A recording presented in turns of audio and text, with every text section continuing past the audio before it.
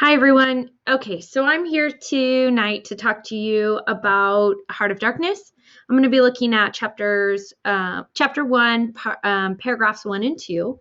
And I'm going to do a little bit of talking to the text, a little bit of notes from my book, and hopefully get you started so you can first of all see, note taking for Heart of Darkness and what it looks like, but also to give you some insights into the opening of the text. I'm working from those 5 things that we put in our presentation for day 2, Heart of Darkness. Looking at narrator, looking at description of the setting, looking at tone, right? Those are the things we want to pay attention to. Later on, of course, there's description of characters that we want to add in there as well. And Ms. Sheaf will cover that when we get to paragraphs 3 and 4, because I don't really have very many characters in these opening paragraphs. So we're going to start off with the Nellie. A cruising yawl swung to her anchor without a flutter of sails and was at rest. So that is our first sentence of our novel. And there's a couple of things in here. First of all, I've got her, and that's referencing back to Nellie, which would make sense because Nellie is a female's name. But I also have anchor, and most women are not described by having anchors, at least not in a positive way. So the Nellie, it has an anchor, which tells us that we're probably talking about a ship. We can reinforce that with the flutter of sails. So these are ship sails. And also, in case you didn't know, a yawl is a 2-masted sailing craft. So we're looking at a cruising yawl, which is a sailing ship. And because the Nellie is at rest, we know that she isn't moving right now. She is without a flutter of sails happening right now. So we have this ship, the cruising yawl. She is on the water, and I don't know if you've ever been on a ship, but when a ship is on the water and there's a current, it will swing on an anchor. So that's where you get swing to her anchor without a flutter of sails and was at rest. So our second sentence says the flood, and if like any good lit student, you should be thinking biblical, but don't here. It's not what we're talking about. The flood had made, and the wind was, and remember I told you this is a 2-masted sailing craft, so it's dependent upon the wind for movement partially, right?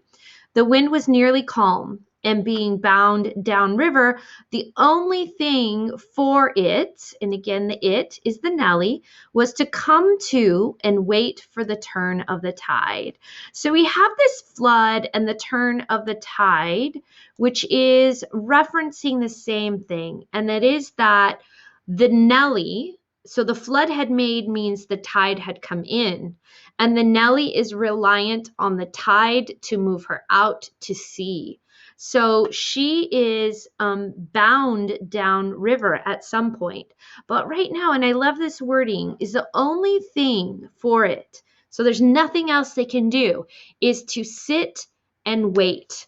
Partially because the wind is calm, right? There's nothing to move them, but also because the tide is the thing that's really going to move them out and to sea. So I want to pause there, and I just want to note right here this word rest. Okay, in the back of the text, that if you purchase it, the ISBN number that we gave you, you will see there's a whole lot of notes in the back of the book. And I copied this one in here because I want you to see that on page 3, which is the opening of our text, that sentence starts with the Nellie and ends with the word rest, right? And then there's a little note in here. It's a historical reference. G.F.W. Hope was a company director. So he owned the yawl, which is this ship, the Nellie. So this was a real ship. And this man, Hope, owned this ship. He made sailing expeditions with his friends, T.L. Mears, who was a lawyer, and W.B. Keene, who was an accountant. And then we also see that Joseph Conrad himself was on this ship. So we've talked about Conrad pulling from his own experiences sailing ships. And we can see that this ship itself has come from Conrad's own expeditions, which is really kind of cool, which means also we may see these same characters. We may see a company director, we may see a lawyer, we may see an accountant show up because we are really grounded in Conrad's own life here.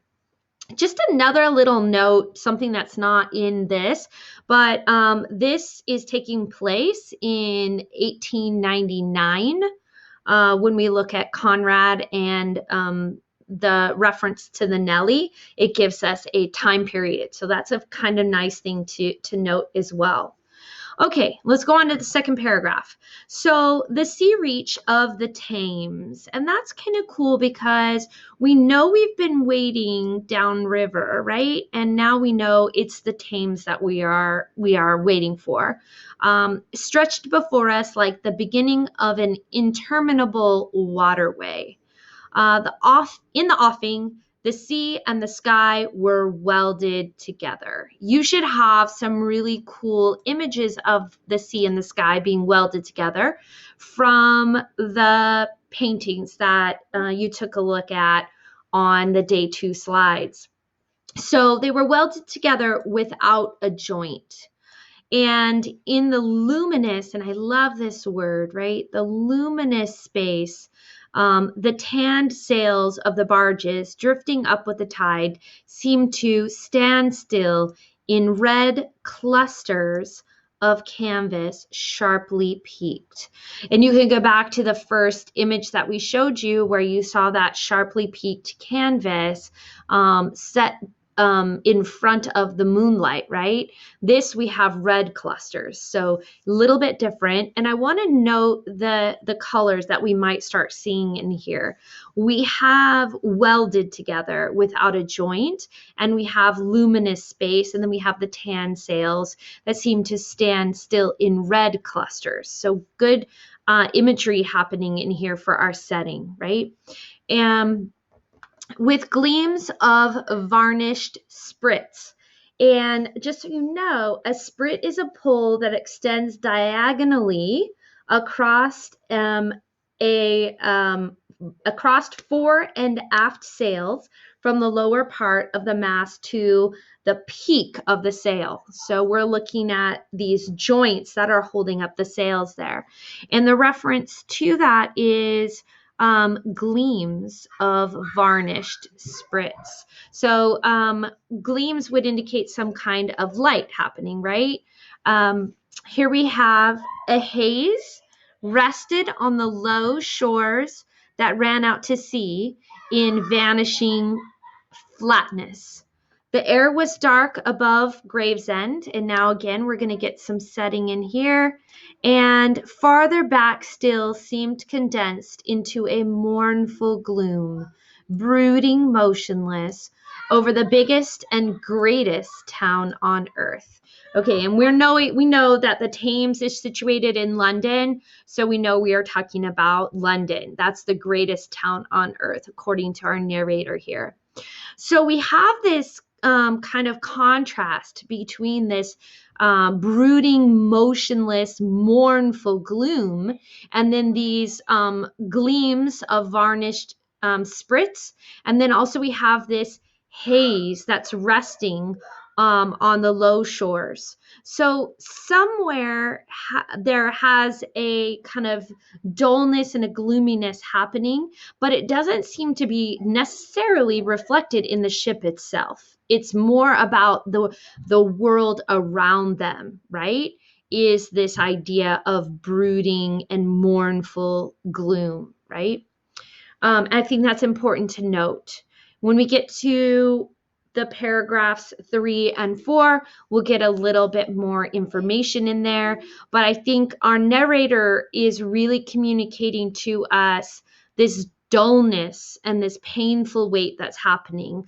But the weight is not determined by the ship itself. The ship, who's a her, is dependent upon the environment around it in the same way the men are. And the environment around it is mournful and brooding, right? but the ship has these more colorful descriptions of the tan sails in red clusters, and it is sharply peaked with gleams of varnished sprits. So the ship seems to have a more positive imagery than the environment around it. I think is important to take note of. And then in the next bit, Ms. Sheaf is going to give you some more information. Remember to pay attention to point of view, tone, and mood, and then the description of the setting, as well as the description and actions of the characters. All right. I hope it was helpful.